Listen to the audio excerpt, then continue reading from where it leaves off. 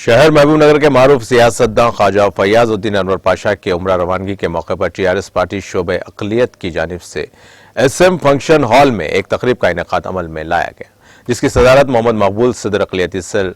TRS، دیگر قائدین محمد اقبال، محمد غلام غوث، احمد بن عبداللہ باظہر، محمد احمد علی ثنا، محمد انور حسین، محمد مسعود واحد تاج، محمد اظہر، محمد معراج، محمد نظام الدین اور دیگر نے شرکت کی۔